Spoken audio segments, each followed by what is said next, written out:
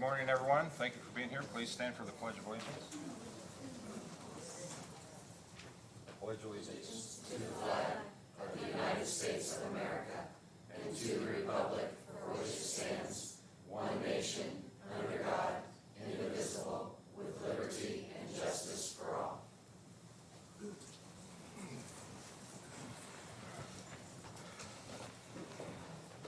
Okay, first is to approve the minutes for the August 21st and September 5th meetings.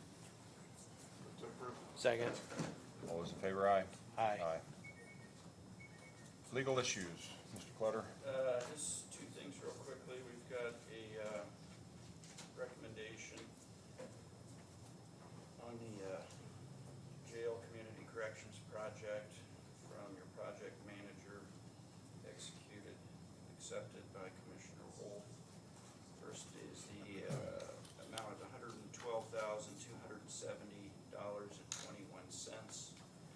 That goes to Center Township Electric Security Pros for installation and maintenance of cameras. And the second is for $26,821.27 that goes to IGH Steel Fabrication for various items that they are making and providing for the jail, including, chain link cages, steel panel cage with a gate, secure plexiglass windows, and a 5-panel grid. So I would respectfully request your acknowledgement of both those claims executed by Commissioner Wolf. Ratification. Move to ratify. Second. All those in favor, aye. Aye. That's all I have for legal issues. Okay, very good. We do have a couple changes to our agenda. Tim, do you have? I'm going to make a motion to add to the end of new business a presentation and discussion concerning elections by Indiana First Action.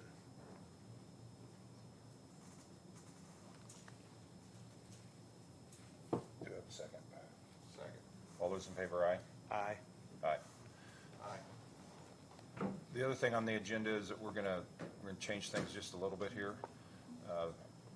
The follow-up and discussion of Witt Road and 150 West, which that's the same, 150 West, sorry. I was reading that twice. We're gonna move that to the first of the agenda right now. So. Mr. Andy Rowley? Yes, thank you. For the record, Mike Andrew, 1393 West Oak Street in Zionsville. As you are aware, I represent the Fehrenbachs and Ms. Morrison and her husband, Mr. Burrell. And we have reached an agreement with the state of Indiana with regard to the right-of-way acquisition, additional land acquisition, work to be done in the right-of-way, and on the compensation to the respective parties as it relates thereto. Mr. Alexander's here. He has the original documents today, and we exchanged copy documents last Friday, so that is all put to bed. We obviously await continued discussions between the contractors and the parties out there in terms of scope of work and those types of things. My clients have asked in particular that we thank Mr. Lawson, Commissioner Lawson, for his continued support in this regard. Also, Commissioner Meyer for coming up with a motion that helped negotiations proceed. So we want to thank both of you in participating in that and making sure that this has become a reality for the parties. Other than that, I know Danielle has continued concerns with regard to speed limits out there and those types of things that she'll work with the commissioners on, the sheriff's department, those types of things. But other than that, in terms of the scope of the work and the work being done out there by the state, fortunately for the community, your persistence has allowed now the road to be constructed the way you want it to be constructed. And that's a very productive thing and a good thing for the community. So we thank you in your efforts. Thank you. Any other comments on this project? Michael Watts, Pure Development. As everybody's aware, we've been coming to commissioner meetings now for a number of months, working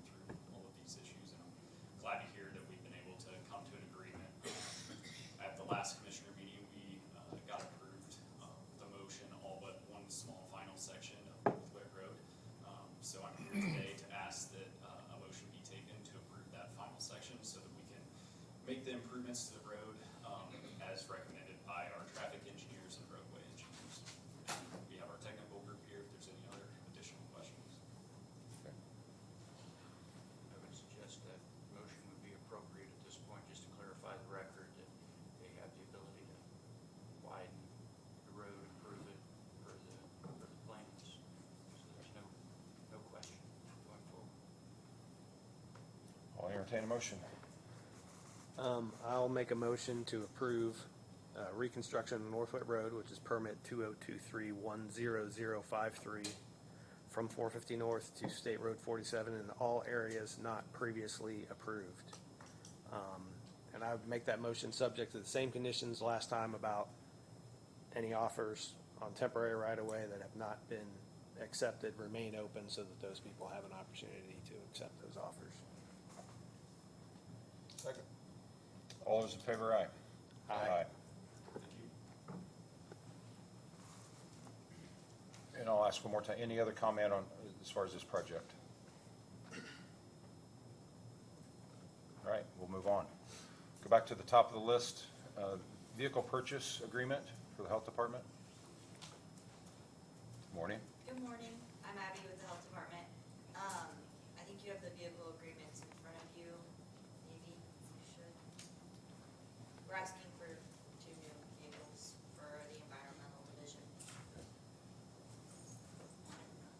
2023 Ford F-150 and 2023 Ford Escape. Yes. State QPA pricing. Yeah. Was that, state QPA pricing, is that what you used? Yes. State QPA. Move to approve? Second. All those in favor, aye. Aye. Very good, thank you. Thank you. Boone County Hospital Association appointment. Yes, we received a letter of recommendation from Kelly Braverman requesting that you reappoint Thelma Theobald. Her term expired in August of 2023. And you reappoint her to a 4-year term.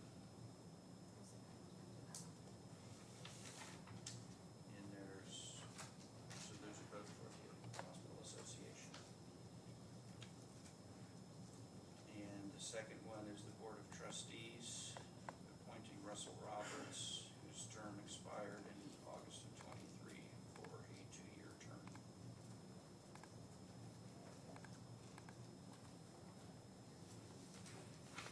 Questions? I'd make a motion to reappoint Thelma Theobald and to the association and Russell Roberts to the trustees. They're actually both, Same. they're both the Association Board of Trustees. My apologies. Second. All those in favor, aye. Aye. All right, next is the RFP for Megan for the employee benefits. We should finish it. Megan Smith, County Human Resources. This is an RFP to go out just to make sure our insurance broker, we're doing the best for our constituents, going out and getting RFPs for that service. So I sent you all the RFP and we have one addition from Commissioner Byer, so I'm gonna add that. The goal is that they'll be sent out on the website, and then for anyone that I know is interested, I'll just email it out directly to those inquirers. We'll give until November 20th, and we'll need to receive them by 8:30 a.m. that morning. And then we will review them through the end of November and December for a 1/1/2024 contract date with the new or keeper, same company. Is it contemplated a 3-year agreement with them? That's how we've done it. I know that's what we've done in the past, but I didn't know if that was. The intention is to stay with the 3-year agreement. We believe in discussing with all of our insurance providers, whether it's health or property casualty, that gives us the best pricing. Best pricing and consistency for our employees. I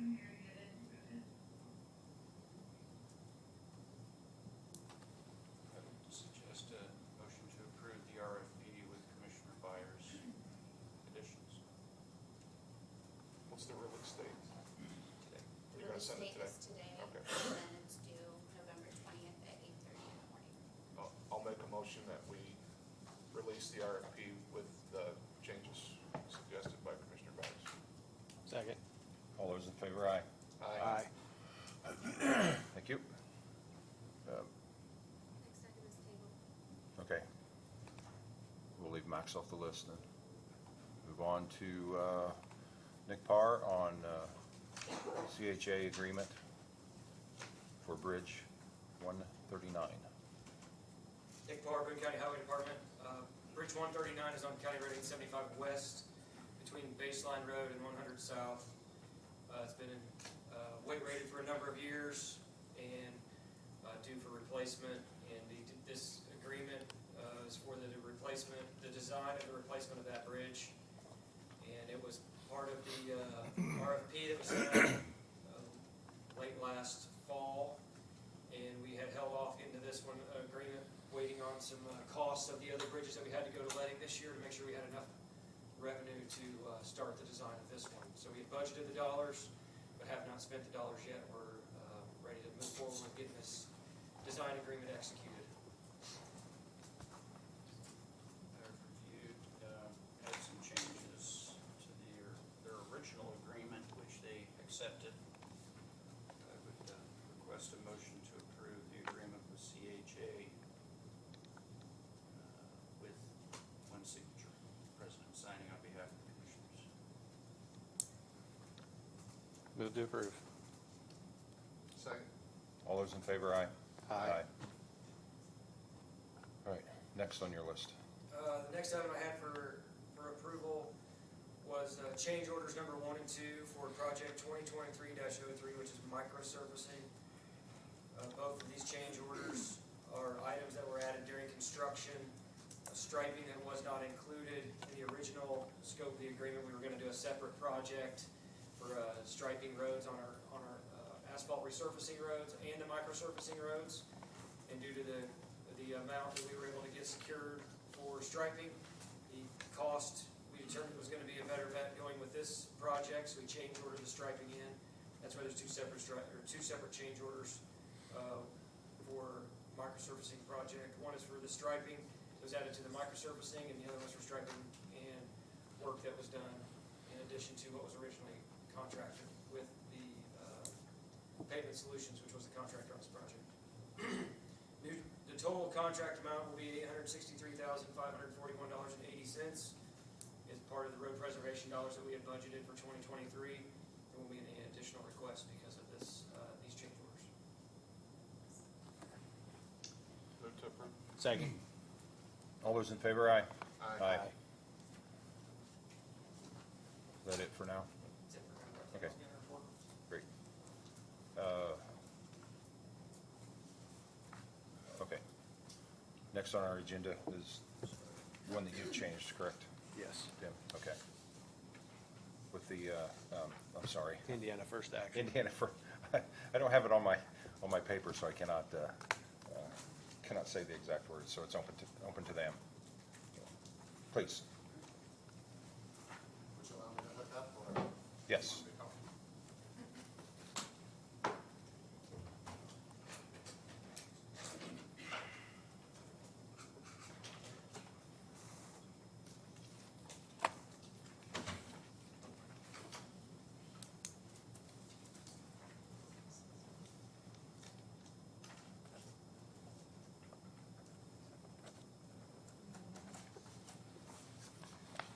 Right, State your name for the record.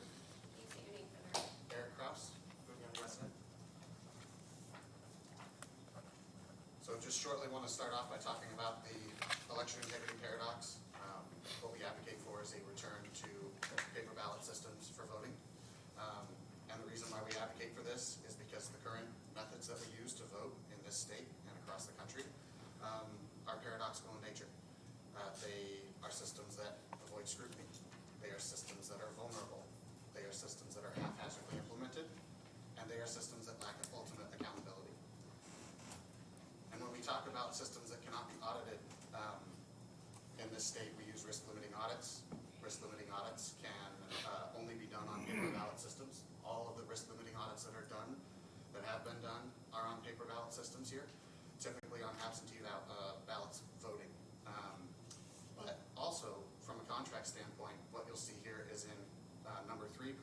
uses. The customer shall not take any of the following actions.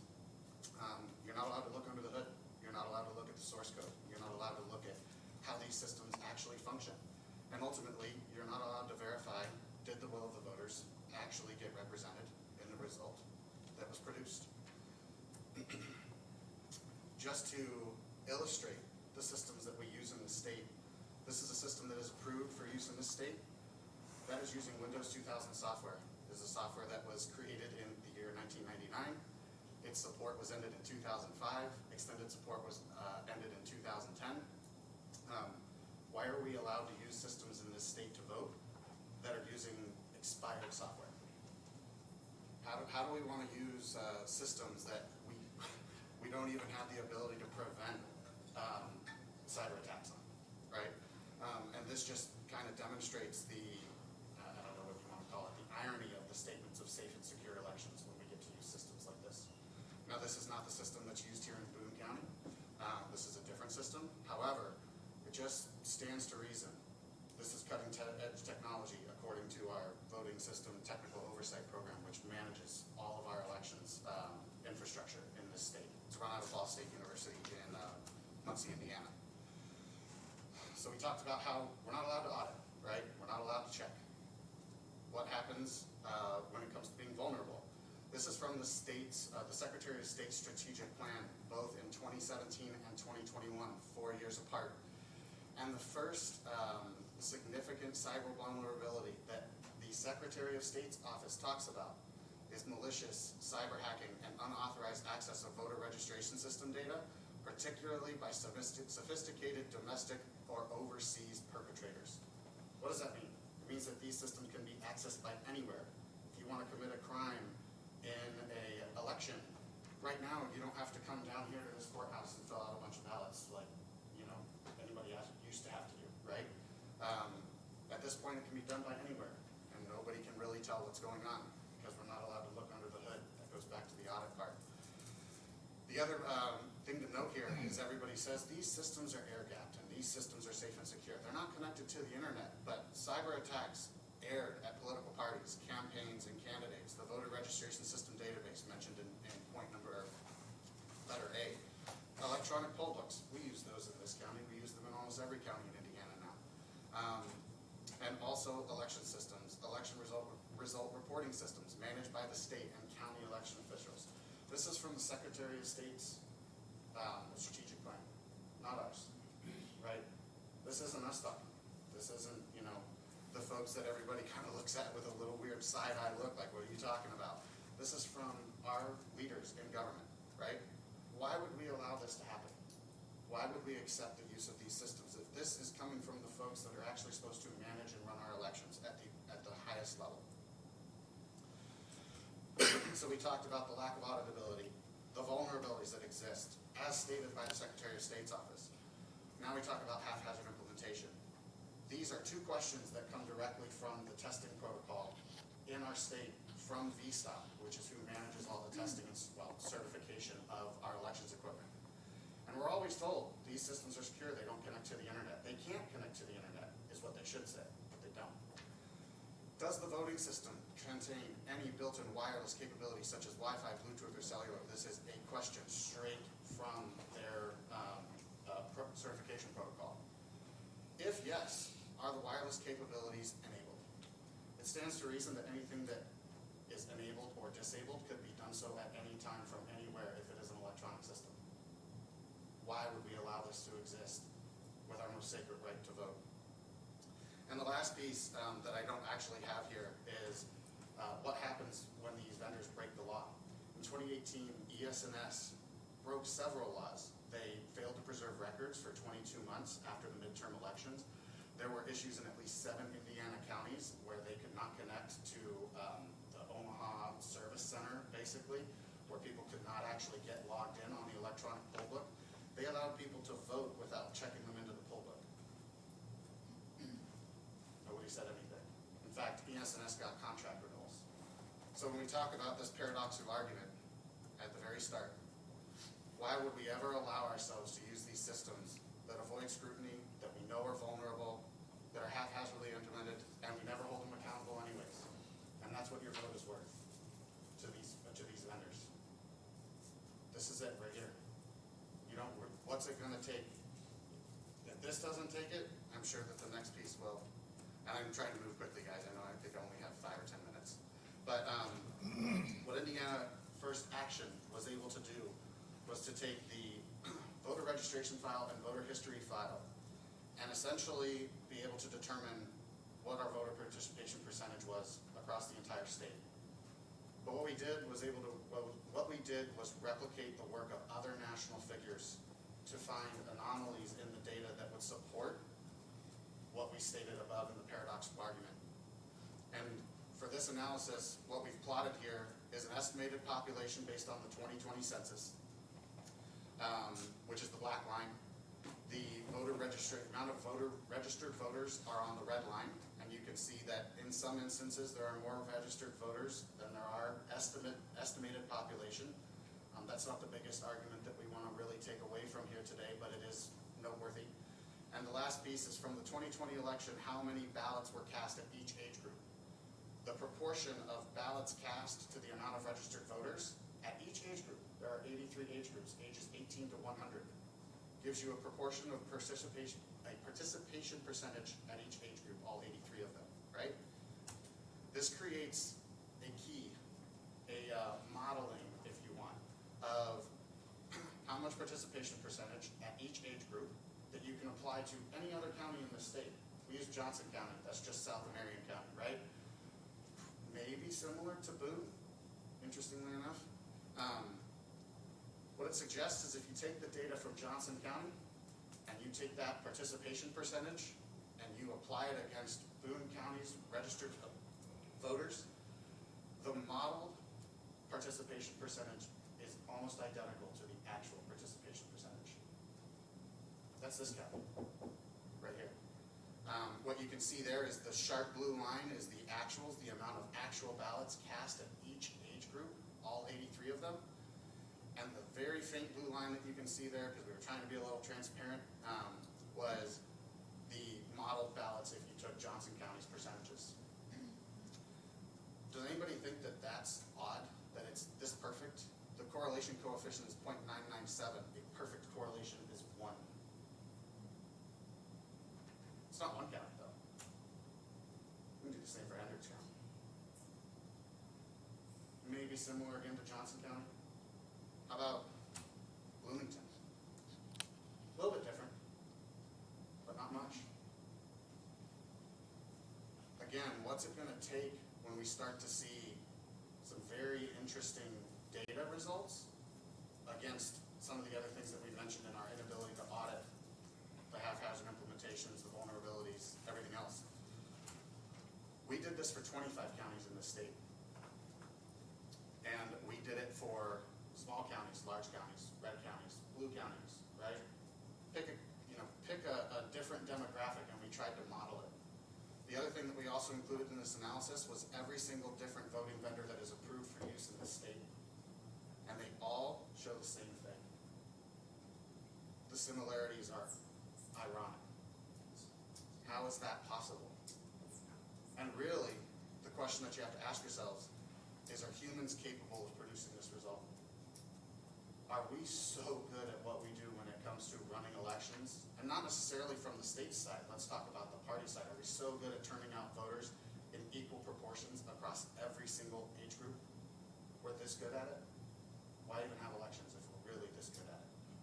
Right? This is the question that we have to answer. The other thing that we did was we plotted the last 4 election results. So 2008, 2012, 2016, 2020 over each other. And when you just look at the raw data, which is what you see on the left, you can see that there are like similarities between the graphs, but they're not age adjusted. They don't represent the same age group of voters over time, right? It's just 18-year-olds in the 2008 election, 18-year-olds in 2020, and that's why you see the graphs start at the same point. But when you adjust it for age and you track voters over time, which is the right-hand graph, what you see is that these elections, especially 2008 and 2012, look almost identical as far as participation. But in 2016 and 2020, you start to see massive, almost proportional increases in voter turnout in the areas where, if you remember from the previous graph of Boone County, the amount of registered voters at the lower, younger age groups that never participated, that's where we see all the gains. And the other thing is that in between 2012 and 2016 is when we started introducing electronic poll books in the state. Who gets access to what's going on in the electronic poll book? Who has access to it? Political parties have access to it. The county has to. They're required to, because of especially voting centers now, because they have to be able to track in real time who has and hasn't voted so that they prevent duplicate voters. But for us, and what we believe as the right thing to do to make sure we want people to follow the law, we don't want them to be able to vote twice, we don't want cheating. Cheaters don't care what the rules are, and cheaters know in real time who has not voted, which is probably the more important question.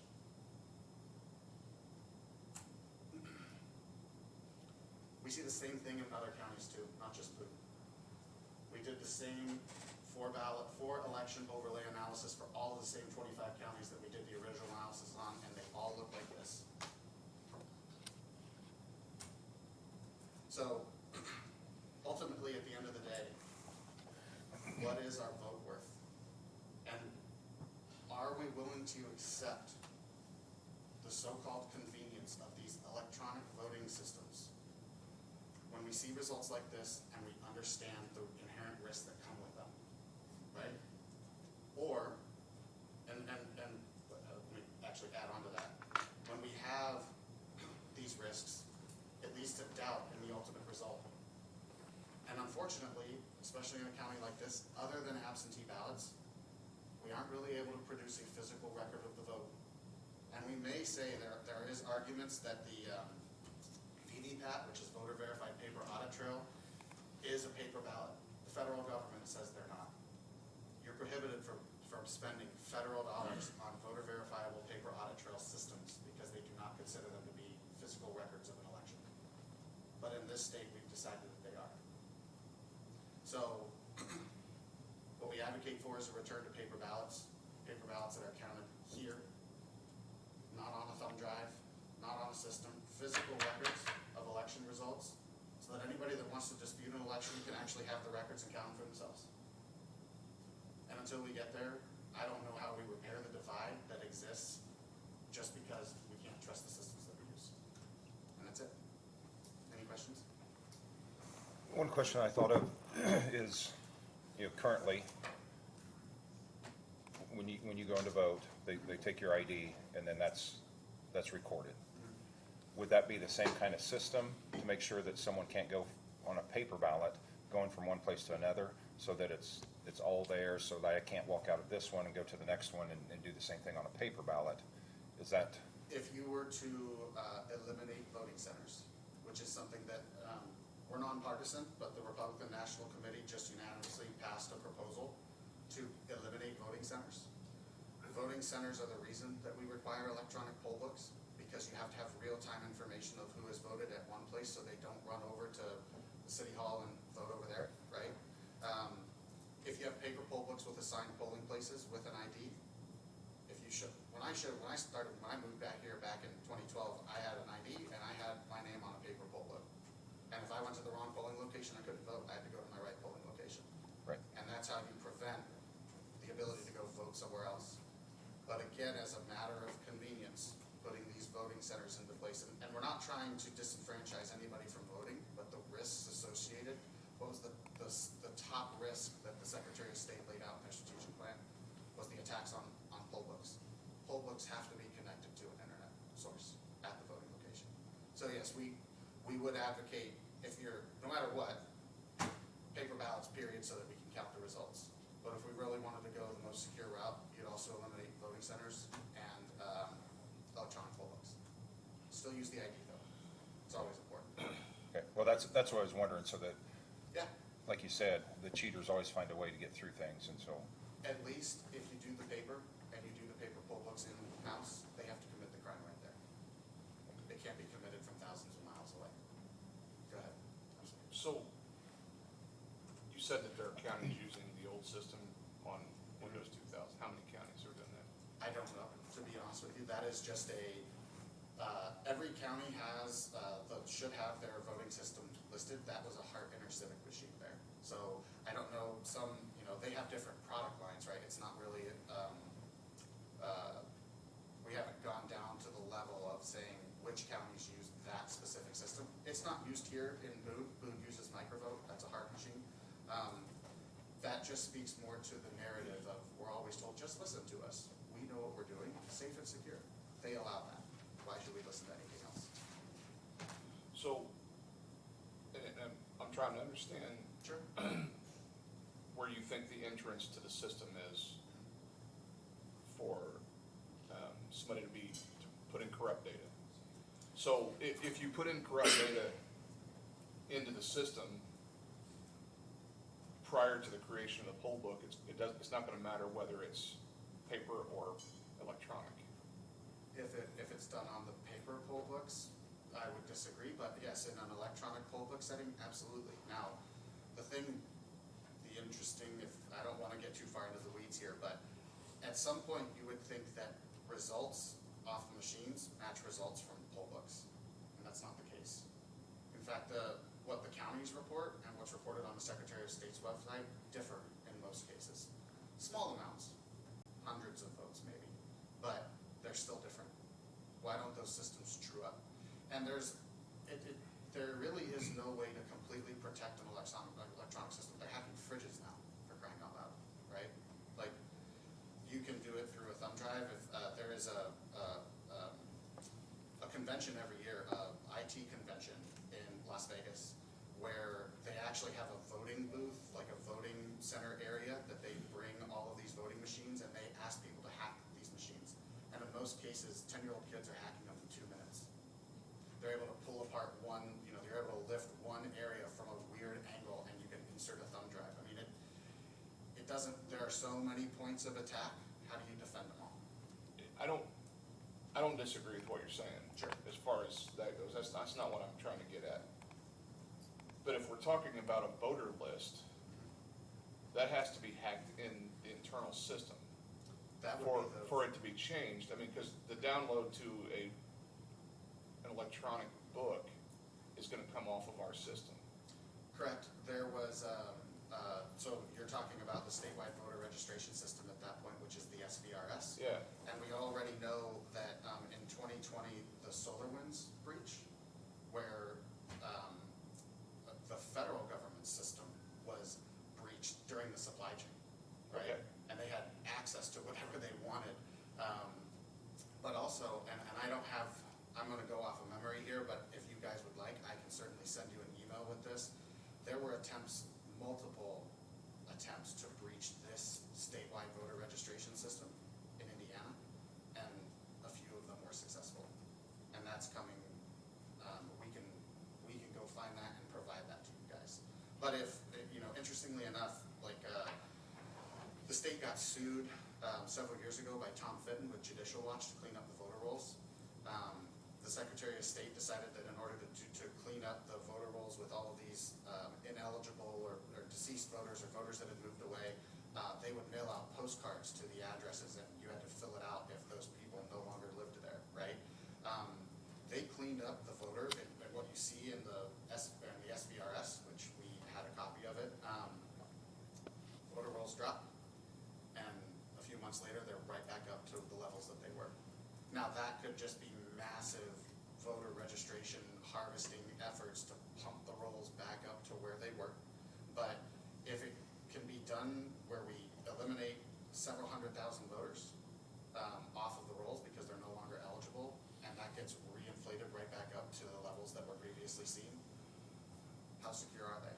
Is that a genuine effort that people are going around and registering several 100,000 people, or was it breached? And the fact is again, if somebody can get into the federal government through the SolarWinds hack, what are we doing in this state to secure our stuff? So the last time you and I spoke, I asked you a question, and I don't know if you've had a chance to find an answer to that question. Okay. When you look at that blue line traveling above the black line, showing that there are people, in your opinion, possibly voting that are not on the voter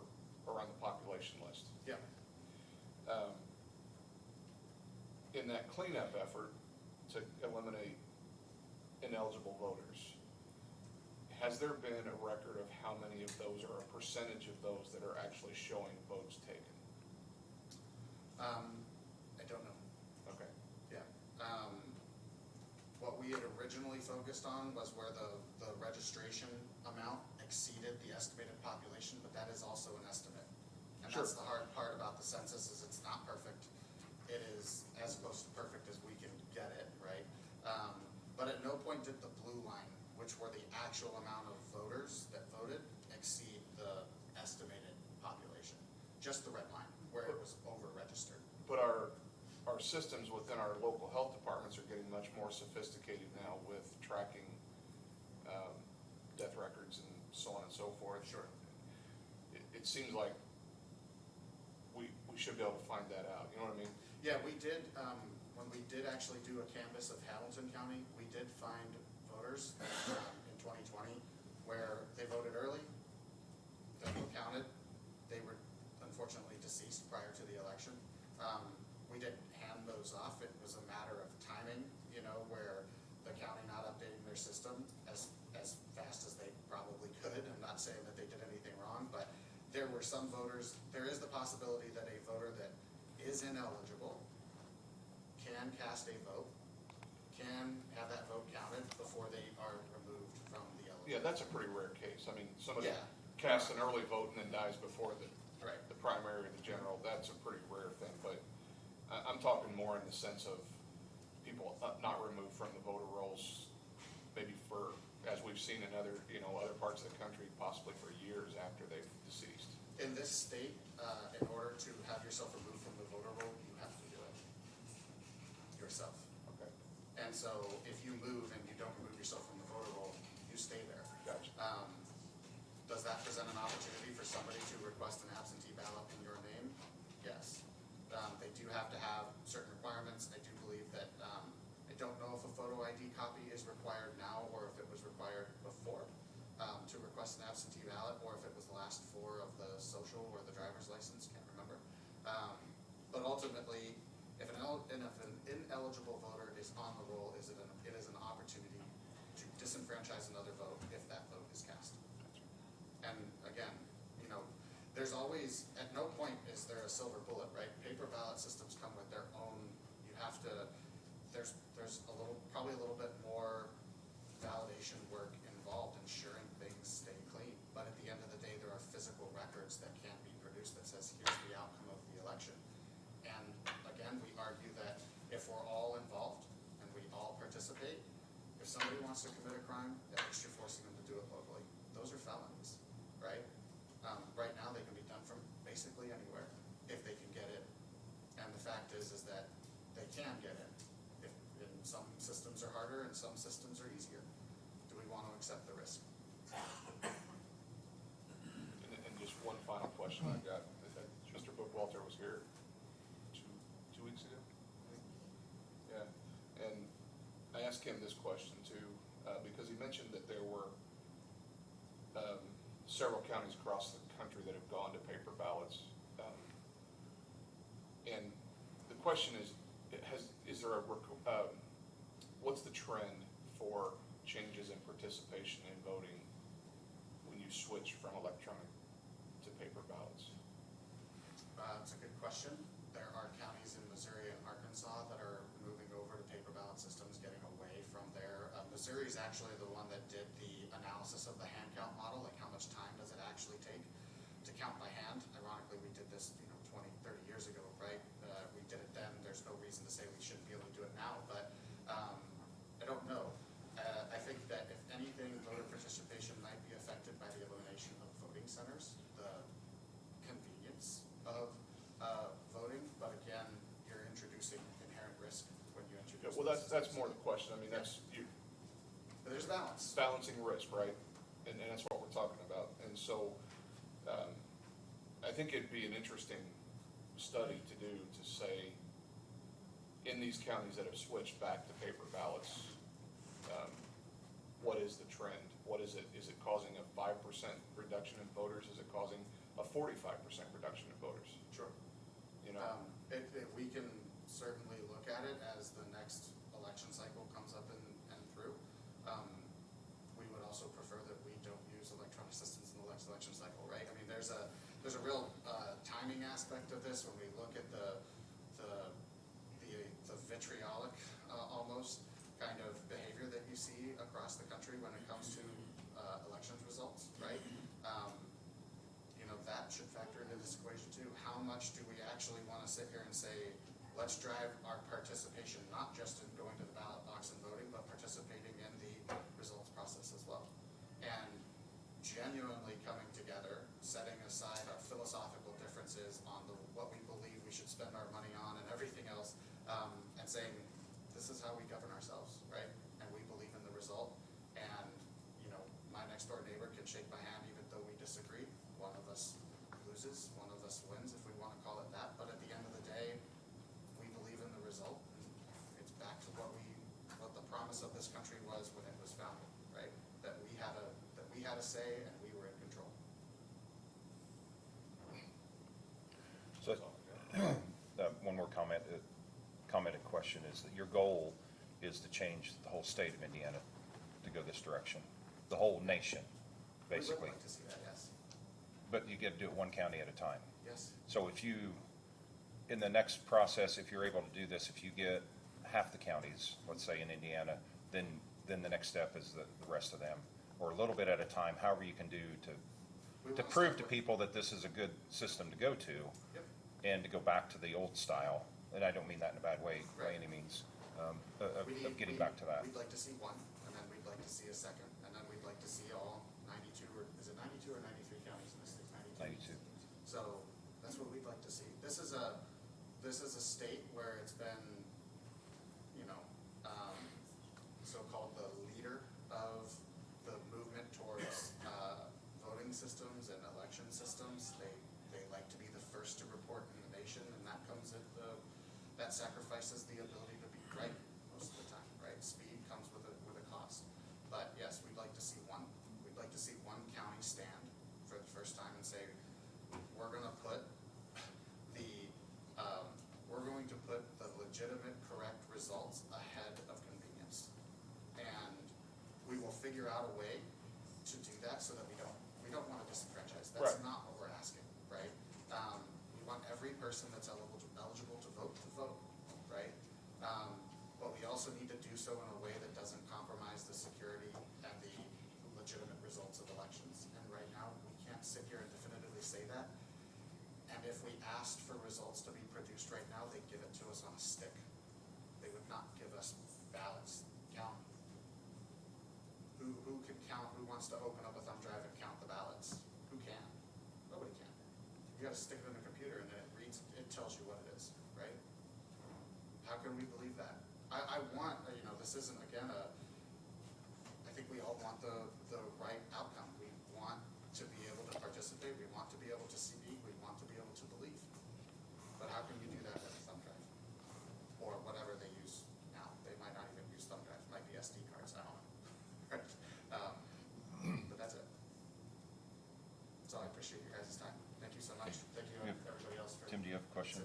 Yeah, I was gonna say, I don't really have any questions in particular to what you put forward, but I do want to comment on the notices in particular that were delivered to us last meeting and actually the Friday before. I've put together a couple pages of notes, and I want to read the notice also. So just bear with me here. I'm just going to read what I put together. We were presented a lot of information related to elections at the last meeting. I've spent quite a bit of time going through all of it since then. While this issue was not on my radar when I ran for office, the notice, by citing the Constitution, is related to one of the main reasons I ran for office. In August 2021, after college and school mask requirements were seemingly blindly reinstated nearly everywhere, primarily in only colleges and schools, I began studying the federal and state constitutions as part of a group. I am no longer actively involved in that group. However, I continue to study the state and federal constitutions to this day and share what I have learned. On a personal level, this issue also touches home for me because my parents in Ohio hosted voting in their basement starting in 1980 and did so for many elections thereafter until voting was moved from people's homes to churches, community centers, and similar locations. First, I will provide a brief summary of the notice based on my studies of the constitutions for the past several years. While I will highlight some of them, I'm not going to read all the parts of the Indiana Constitution or all of the definitions for all the words used, but I did read them and looked up many of the words used in the notice in dictionaries such as early editions of Black's Law Dictionary, 1828 Webster's Dictionary, and others of the founding era that would have been applicable at the time that our constitutions were written. A notice is a legal document intended to provide information. This notice provides information about the maladministration of elections and provides an opportunity for such maladministration to be corrected. Our state constitution in Article 1, which is our state constitution's Bill of Rights, sections 1, 25, and 31 indicates that all power is inherent in the people, that the people are endowed by their Creator with certain inalienable rights, that no power exists in government except where it is derived from and delegated by the people, and that the people are to instruct their representatives, which is the purpose of the notice. In addition to citing the state constitution, the notices also cite various maxims of law. Per Black's Law Dictionary, 4th edition, maxims of law are established principles universally admitted as being a correct statement of the law without proof, argument, or discourse. They are fundamental principles which form the basis of law and that have been universally accepted as being the true rules and principles of law, and to which reference must be frequently made in its application. Government acts as the agent of the people to protect their inalienable rights, only with the people's authority and under the people's control. Government officials are trustees of the trust, or the constitutions, for the beneficiaries, or the people of the trust. Trustees, or government officials, cannot use power not delegated in the constitutions against the people. Rather, only delegated power can be used for the benefit of the people. The notices also refer to a republican form of government, which means a government open to the administration by the people. We are a constitutional republic, which means the law of the land is which is laid down in the constitutions. The notices also refer to duties performed by those who have sworn an oath to the constitutions, meaning that those duties are performed by government trustees who swear to only use the powers that are laid down and written by the people in the constitutions. Per Black's Law Dictionary, 4th edition, duties are human actions which are exactly conformable to the laws, the constitutions, which require that they be obeyed. Machines cannot perform a duty and are therefore foreign to the constitutions. Foreign here means being subject to a power that has not been delegated in the constitutions. Indiana Code is simply the government policy that is established in order to administer the people's business. Using that policy, no authority can be created by government that has not already been specifically delegated by the people in the constitutions. While it is not necessary because the constitutions stand on their own, this is specifically stated in Indiana Code 1-1-2-1, Hierarchy of Law, which states that the state and federal constitutions are first, or supreme, followed by statutes or code of the state and federal government that are consistent with such constitutions. So I want to pull up the notice. So the notice says it's a notice of maladministration in elections and unconstitutional form of government. Notice to agent is notice to principal, and notice to principal is notice to agent. 2, the county commissioners and the county election board. I, the undersigned, one of the people, per Indiana Constitution, Article 1, Section 1, Republican informed, sui juris, do notice you by necessity that you do provide due care. Please take notice that the people have by right assembled to alter and reform government, Indiana Constitution, Article 1, Section 1, to petition those vested with power for redress of grievance, Indiana Constitution, Article 1, Section 31. Maxim of law, 51O. All political power is inherent in the people by decree of God, thus none can exist except it be derived from them. Maxim of Law 4D, an agent is a person authorized by another to act on his account and under his control. So we act as agents of the people. Please take notice that John Locke wrote the government dissolves when the delivery also of the people into subjection of a foreign power, either by prince or by legislative, is certainly a change of the legislative, and so a dissolution of the government. For the end why people entered into society, being to be preserved one entire free, independent society, to be governed by its own laws. This is lost whenever they are given up into the power of another. Maxim of Law 62B. A repugnant act cannot be brought into a being, i.e. cannot be made effectual. Please take notice that the people by right shall have valid, secure, and free elections. Indiana Constitution, Article 2, Section 1. That all laws must be consistent with the Constitution. Indiana Constitution, Article 1, Section 25. And that power is only granted to trustees after they swear an oath to the Indiana Constitution. Indiana Constitution, Article 1, Section 8, and Indiana Constitution, Article 15, Section 4. Maxim of Law 46C, where form is not observed, a nullity of the act is inferred or follows. Please take notice that elections belong to the people by right, Indiana Constitution, Article 1, Section 1, and in the historical usage and in strict observance to the Constitution are single-day political events that have paper ballots with qualified electors with duties, such as counting ballots, performed by sworn actors to the Constitution, where the results are published and ballots are retained to support audits and verify election results. Maxim of Law 83G, in cases of extreme necessity, everything is common. Please take notice that people are denied a republican form of government when powers of the public trust are used or duties are performed by actors or entities without swearing to the Constitution. Please take notice that it is maladministration, which means wrong administration, when ballots are not paper and secret, and to distribute ballots to unverified electors, and when elections are more than one day, and when any part of the event is performed by foreign or extraordinary entities to the Constitution. Please take notice that it is my petition and remonstrance that you secure the people's right to elections and give me remedy by public proclamation within 21 days upon receipt of this notice by restoring elections to one day, only issuing paper ballots to verified electors, that only sworn agents to the Constitution count paper ballots, and that results are published by the county on election night, that all paper ballots are retained and ready for audits and verification, and that no foreign or extraordinary party is involved in any official conduct of the people's elections. Please take notice that good faith consideration for absentee electors should be made for the physically handicapped and the military service members unable to physically participate on election day. Please take notice that this is sent to you in the love of Jesus Christ so that you provide due care. I believe we've received about 107 of those notices so far. There's two other things I'd like to mention that are not discussed in the notice but are contained in our state constitution.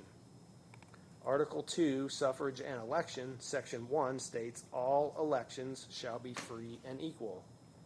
In the 1816 Constitution, this appeared in the Bill of Rights as Article 1, Section 4.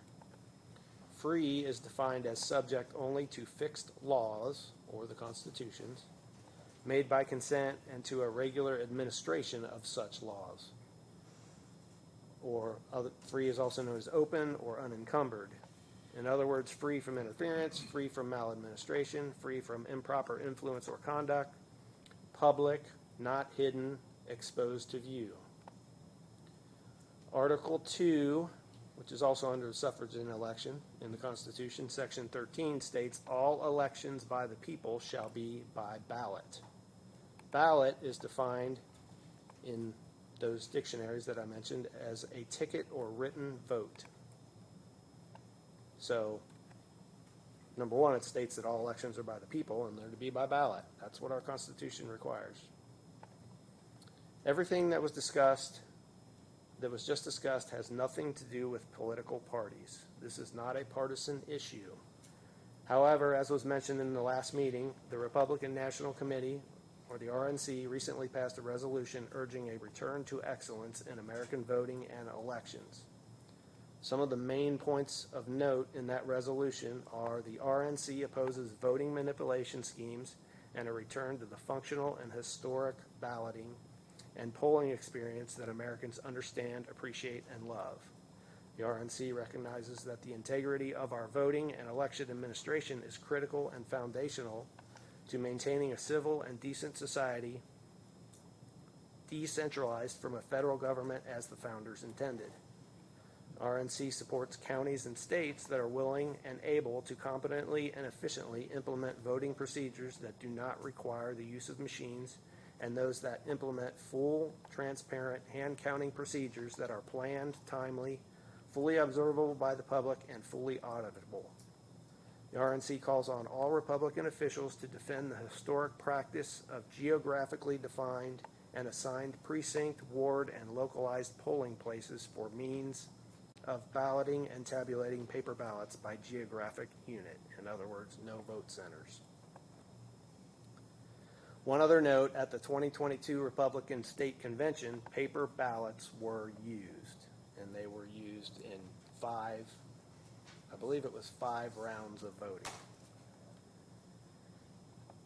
So getting back to the notice, among other things, it instructs the county commissioners and county election board to make a public statement within 21 days. Notices were first delivered on September 1st, so I am making my public statement today as follows.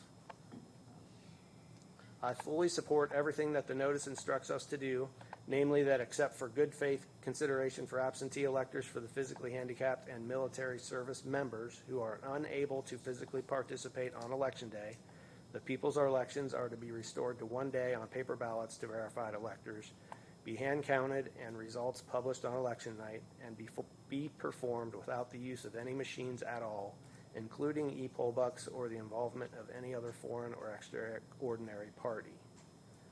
From a practical standpoint, I'm not sure how many of these can be implemented for this year's municipal election, but we should implement as many of them as reasonably possible, such as paper ballots, poll books, hand counting, and voting by precinct.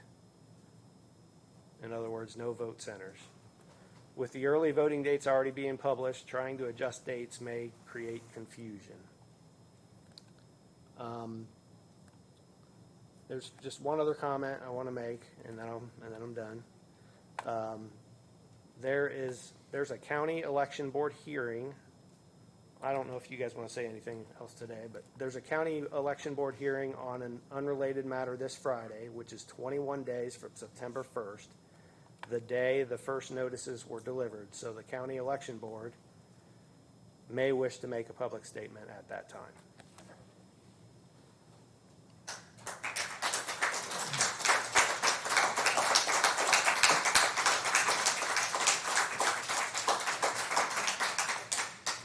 Very good, thank you, Tim. Any other comments, Jim?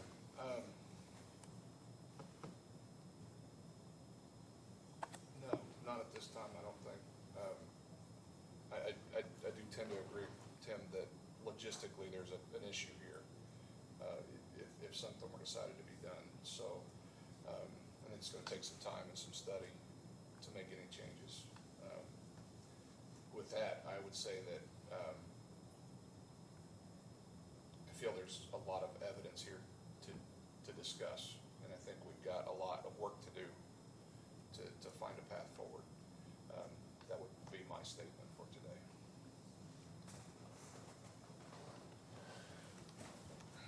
All right. Thank you for being here. Sorry that you weren't on the agenda. That was my mistake. I knew that you were coming, and you were not excluded from anything by any means, so thank you for being here. All right, we will move on to old business. Mr. Nielsen.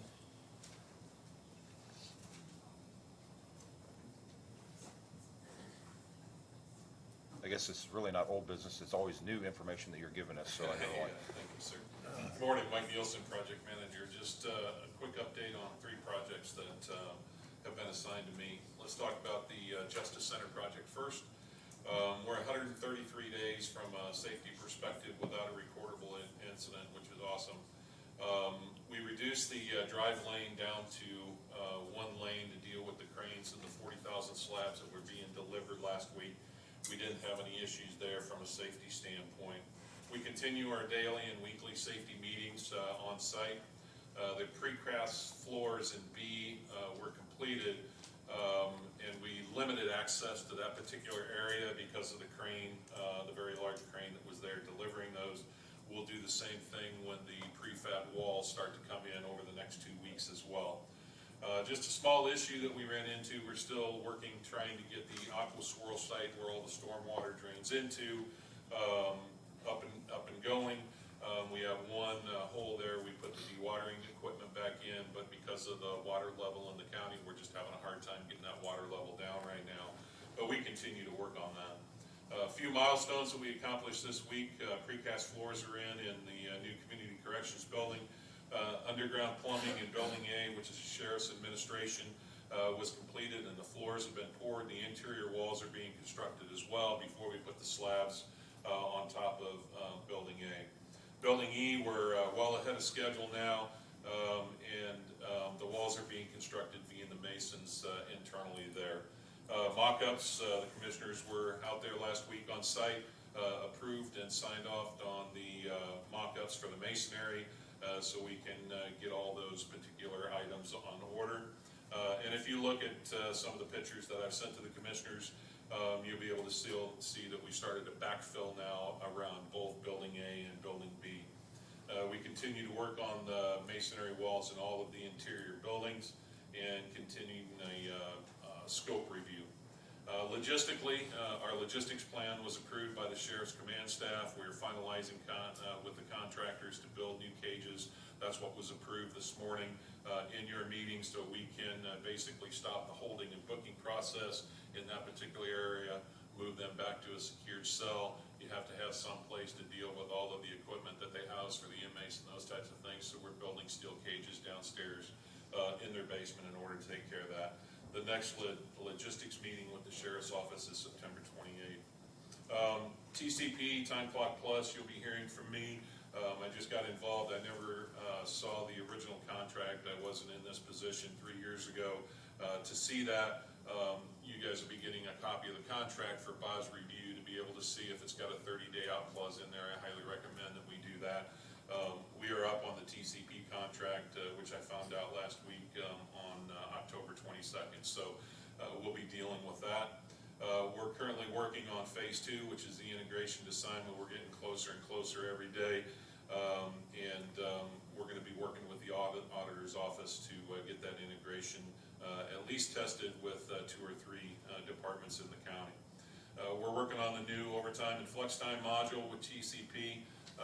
We've got some issues there that we're working with their support on to make that operational. The 20-year needs assessment that we're working on, that continues on. We've had all the meetings now with all of the department heads. We've done all the assessment planning. And on October 5th, we are meeting with the courts as well as HR so that we can kind of finish that up and move forward with that particular needs assessment. Happy to answer any questions that you may have. Questions? Thank you Very very good, much. thank you. All right, we will move on to staff reports. Area plan, do you have anything? Okay. Max? No, he's still there. There he is. Do you have anything? Health Department. Human Resources.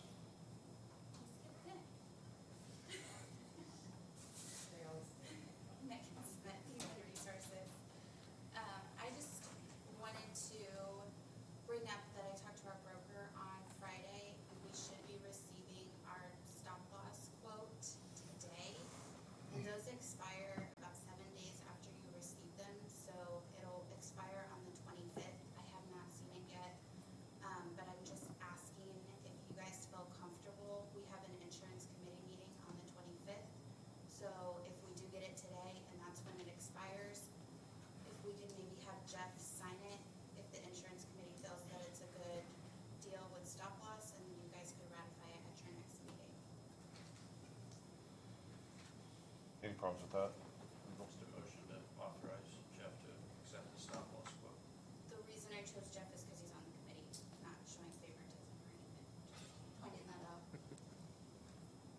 he's already gonna be there, so let him. Hello. instead of- He'll be there if you tell me what time the meeting is. Calendar invite, but I will look and remind you.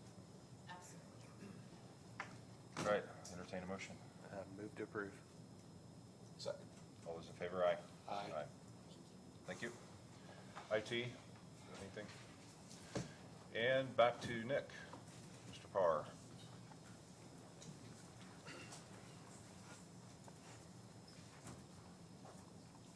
Nick Parr, Boone County Highway. Shorter list of permits this week, but still substantially more than what we've ever had at the highway department, so we're up to 117 now, and typically we're about 65. So we are still several months to go. But first one, working the right-of-way permit is 2023-10113 is for Boone RMC. Various locations are replacing pole and wire that is currently existing, north and south of State Road 32, west of State Road 75. We worked through everything with them, we recommend approval of that permit. Move to approve. Second. All those in favor, aye. Aye. The next three permits are all for the same purpose and applicant. 2023-10, 114, 115, and 116 for Urban Cable for Charter Communications. So this is a company that is working with Charter Spectrum to install fiber throughout the rural parts of the county. And these areas are 325 south on 100 east, from 100 east to 125 east, and 100 east and 450 south, and then 400 south from 125 east to 50 east. They'll be placing lines overhead on existing poles in many locations, as well as doing bores where necessary to avoid obstructions or where they do not have overhead pole capability. So we continue our conversation with them regarding their permitting and the number of companies that are permitting for them and our permitting process. Still some kinks to work out of that, but part of that issue is we're so overwhelmed with what's coming in, we don't have time to try to work meeting time in and meet with those folks as well. So we recommend approval of these three permits for urban cable for Charter Communications. Move to approve. Second. All in favor, aye. Aye. The next and last right-of-way permit for today is 2023-10117 is from Miller Excavating. We're working at 2800 east, 750 south. There's a damaged drainage tile blocking the flow of water in the right-of-way. That's a private tile. And they have submitted a permit to do the repairs and work through everything with our office. We recommend approval. Move to approve. Second. All in favor, aye. Aye. There's one road closure permit for today, 2023-30020 is for Stonegate, PTO, the HOA, PTO together down there have collaborated to submit for this road closure permit. There's a jogathon, which is a fundraising opportunity for the Stonegate Elementary PTO. They'll be closing Stonegate Commons, Stonegate Drive, and Regents Park Drive. It's all within their subdivision, and then coordinated their efforts with their Stonegate Property Owners Association. Plan to close it on October 6th and coordinate with all public safety agencies, put up signs and barricades and notify all voters. So we recommend approval of that road closure permit. Move to approve. Second. All in favor, aye. Aye. The next item is not for approval. I don't think it's more of a bring it back to the board for information. The County Road 400 South, County Road 875 East intersection had a substantial uptick in crashes and concerns that were brought to our attention back in June. There was three legs of this intersection are controlled by the town of Zionsville, and we have the north leg of 875 East. It's right by the new Devonshire subdivision. Worked with the town representatives to get a traffic engineer to take a look at possible solutions and what's caused the issues for the uptick in crashes. And they submitted their report, which I have submitted to Bob is reviewing currently. On a high level, they did not recommend changes to the traffic control at that intersection due to the traffic volumes and various other criteria that would be required to change that to a four-way stop or signalized intersection. But did provide some other solutions, most of which are on the three legs of Zionsville's jurisdiction. Only part that we needed to make an adjustment to was the 40-mile-an-hour speed limit sign. They requested to be added as a vehicle would be approaching, southbound vehicle would be approaching that intersection. So we've already made that change. They're working through making the changes in their requirements for changing stop bars and adding pedestrian crossing signs, which would increase the place where a vehicle stops and won't have the obstructions to see around for the eastbound traffic. So, wanted to bring that to the board. You guys can have it for review. I don't think there's anything we need to do to review or approve. Adding additional signage, we handle out at the highway department based on engineering judgment. So, obviously, it's been provided us what we need to do, and we've already made that change. I haven't looked through it in detail, but long-term, do they recommend a roundabout or? So, very last page, the additional countermeasures would be move up, kind of the next step would be lit signs, or flashing lights at the intersection, to bring, the awareness to an intersection being at that location, but adding those in too many locations, people just get used to lit signs being everywhere. So, there would be additional measures provided as things would continue to change. There's a lot of development going on in the area. We're gonna have another road closure coming up in the next couple weeks on 300 South. It's likely gonna direct more vehicles to this intersection. As things continue to change, we'll continue to implement more countermeasures necessary. Do you agree there's no need for acceptance or anything at this time? I can submit additional copies. There's additional documentation, traffic counts. I didn't give you everything gets in the weeds on how they came to it, but a high-level view is in that report there. Other items, just want to make sure I talked about, I just kind of referenced, but Bridge 192 is scheduled still to close at the end of this month. 300 South, very highly used roadway, will be a significant impact to many people traveling from the Whitestown area to 421. So that's coming up in the next couple of weeks. Will remain closed for a significant amount of time as that bridge is reconstructed. Federal aid project, been a long time coming to get this one done. Also, Lilly project updates. Most of the project team already left. Pretty sure the local paper has sent out an update on the closures, pretty detailed of what's expected, but there's going to be a lot of lane restrictions and closures of roadways, and we're coordinating that effort with the contractor in the city of Lebanon to make sure that everybody has access in and around the Lilly site. Those include turn lane restrictions, turn lane construction on 52. We talked about significantly at these meetings of getting the southbound turn lane on 52 on the 300 north eastbound. To do the construction of that, there will be restrictions in that crossover. So eastbound movement will be restricted. You won't be able to cross over 300 north during the construction of that turn lane. So there will be some changes to traffic flow. Same thing with westbound 300 north going to 52. Won't be able to make the southbound on the 52 movement while they build the turn lanes. Once the turn lanes are built, the crossover gets reopened. There will also be restrictions on 300 north. After that is completed, there'll be restrictions at 39 and 300 north, but access will be provided at all times. Along the same line, we've been coordinating with public safety, transportation officials from the schools. There's CSX rail crossings are coming in the next few weeks. They're going to start at the south side of the county, work their way to the north. That will include closures that we've worked with public safety and the railroad to make sure access is provided. There will be some inconvenience that folks will notice as these closures happen. 2 and 3 day closures to reconstruct the crossings, many of which are in very poor condition. And these crews come through and they work from the rail. So we're having them set up signs. There'll be a significant number of detour signs placed as these closures happen.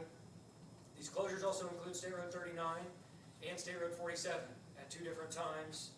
So there's going to be a pretty significant impact. 300 north will get closed for a few days during this, but 250 north will remain open. 375 north obviously is going to be under construction. So there's going to be some redirection of traffic patterns that's going to be noticed for a short period of time to improve these railroad crossings. We're continuing to work on how this is going to work at the 47 closure with Wick Road being closed. Not very good ways around. Coming south, you got a railroad viaduct at 500 north that large trucks cannot make it under. So how we close those roads and try to reduce the amount of traffic using gravel roadways, detouring around the railroad crossing closure at 47. There's going to be a lot of concern when that happens. So we're trying to push that information out there as much as possible when we know. So as CSX comes with their closures, they're gonna be working their way north. We'll know when they get close to the 300 north, and then when they get to the 47 closure also. Just wanted to bring it to you guys' attention. I know we've talked about it previously, but it is something that's gonna be a fairly significant impact for a short period of time. They were really busy over the weekend getting stuff ready. They were up and down the track a lot. They've already cut the pavement, and they've already working in Hendricks County, and they're working their way this way. You're gonna run out of detour signs. There's gonna be a lot of them. You had mentioned there on 52, and I know they've already put up signs that the lane is closed or will be closed. And maybe you mentioned this earlier, but the time period of when they're gonna close that interchange, basically the crossover there, have they come up with that date yet? So the initial notice was sent out for today, being the restrictions on 52. Justin Patterson left, he would have had the best, more details from the contractor from Milestone, they're doing that work. The anticipated date that we understand is on the 25th, so that would be next Monday that crossover would close. You'd still be able to make a turn to go northbound on 52. Right. But you won't be able to go across to do the crossover to go southbound on 52. And you will not be able to get off of 52 to go east on 300. Correct. That whole thing will be shut down for a few days. The crossover is gonna be shut down, my guess is a couple of weeks, I'm not really sure how long, for that crossover to be built. They can build it offline, so they're building in the existing median.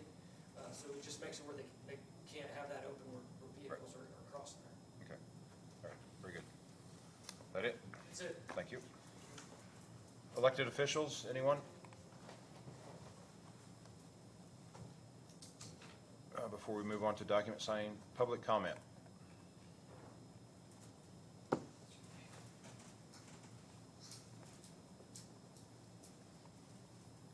Thanks for your time. Charles Bookwalter. I just made a couple notes during that presentation. Mr. Wolf, 2 times you said a study was needed, and I understand, right, wrapping our heads around this. But that concerns me a little bit because of the speed at which we need to implement this. Paper ballots. So I guess I'm encouraging to look at studies done by groups like IFA that are a nonpartisan group, and remember that these voting machines really have only been in effect for 20 years.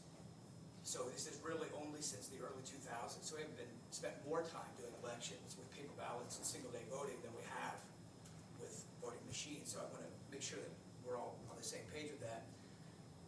And then I guess my follow-up question would be, did Boone County request a study in the early 2000s when we went from a history of doing paper ballots to voting machines? Does anyone remember? We weren't here. Yeah, of I course. have no idea. Yeah, but there would be one that we would know of, or did Boone County request a study that occurred during 2020 elections and COVID when so many changes were made? Did we stop, pump the brakes and say we can't implement these changes because we need a study to be done? That's a good point. Yeah, so again, I just want to make sure that we're remembering and thinking about these things, that we spent more time doing our elections on paper ballots, on election day, hand counting them, and having a trail of these than we have without them, or with the machines. And again, maybe that's something we investigate, is did someone instigate a study in 2001 when this became an issue? And did anyone instigate a study in 2020 when we made all these changes? Thanks for your time. Thank you. All right, last call for public comment. Yes, ma'am. Hello, my name is Sandra Jesnowski, and I am just asking you, I'm urging you to consider this to go to the paper ballots by the November election. It's a smaller election than next year, and it's something that will help us get through and see if we need to make changes before the big election in 2024. And I feel like this is something that is highly needed here in Boone County.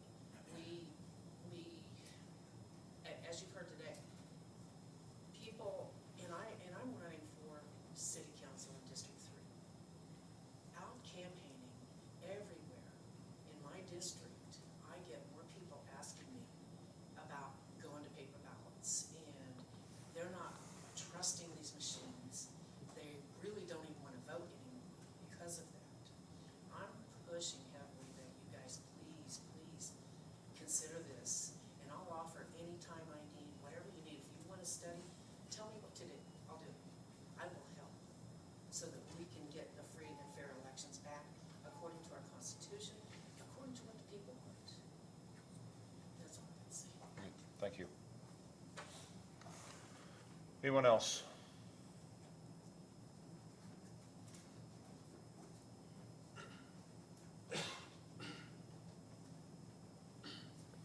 Hi, I'm Diana Freeman. I live in Washington Township, Boone County. I just would like to urge you to take action on the notices as well. Just a simple thing that occurred to me.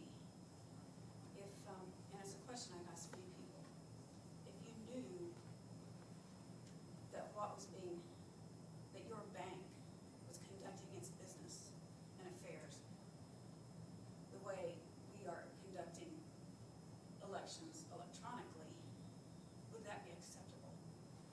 No audits, no backdoor, no way to check what's going on with the software. That would be totally unacceptable. Because obviously, any enterprising programmer, somebody doing coding, if it were a bank, could simply go in, write their code, divert a fraction of a cent to wherever they needed it to go, wanted it to go. If no one ever audited, those changes would be unlikely to be noticed, and they can rob thousands of dollars. That's no less true for our election system. So I just wanted to make that little example of how important this can be, what kind of issues really taking place or could be taking place. So I won't add more to that. There are many factors to be considered. You all can understand that as well as I do. I just want to ask you to take action. Thank you. Thank you. All right. Well, we will move on to Doc. Oh, yes, ma'am, please. Sorry.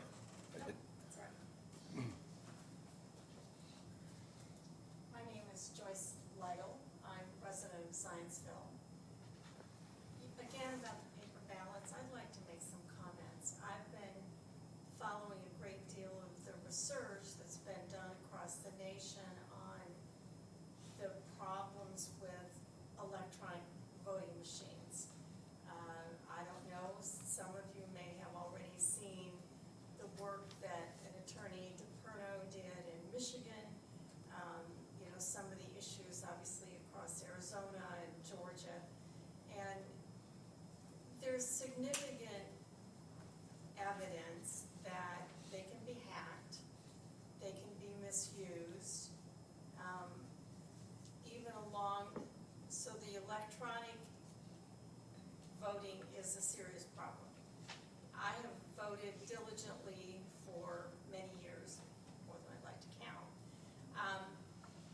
But I've always done the research on the candidates ahead of time, and I have voted in the past by going to my precinct with my ID and using a paper ballot, which was perfectly acceptable and the way I still think it should be.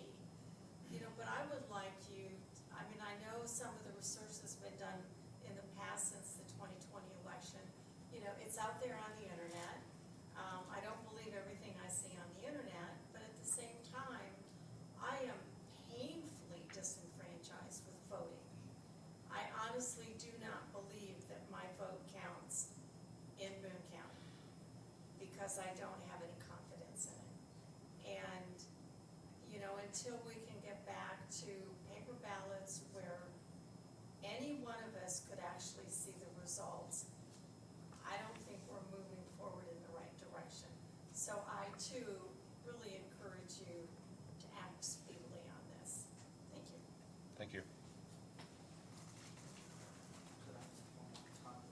Yes, sir, please.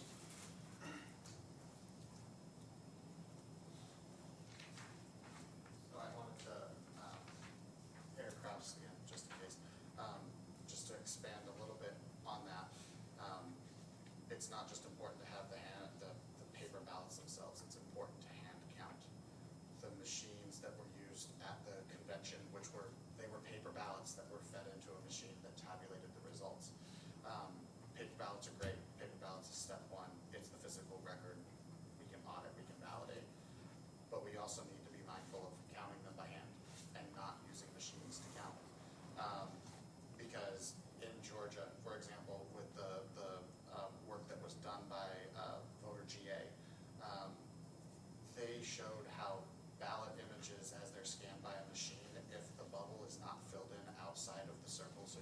circle that you can fill it in.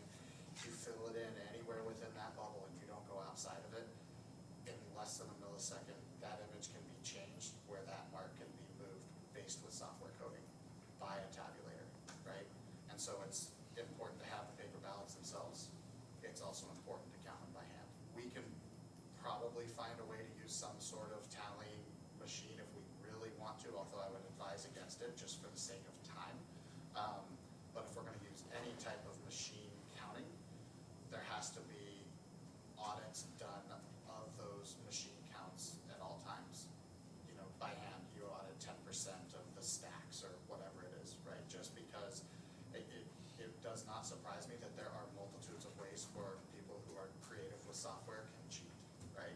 And so I just want to offer a point of clarification. It's not just the paper ballots, it's the hand counting as well. So, thank you. Thank you. Okay. Now we will move on to document signing and claims. Got an affidavit for payment to GM Development Companies, $2,298,768.97. That's draw request number 10 for the Boone County Jail project. Of course, that comes out of the jail bond. Move to approve. Second. All in favor, aye. Aye. And then a batch of claims, including payroll. Move to approve. Second. All in favor, aye. Aye. Mail. Batch. All certificates of insurance. Indiana First Action. A letter there going through the information that was presented this morning. That's about it. Very good. All right, one more motion. Move to adjourn. Second. All in favor, aye. Aye. Thank you all for being here today.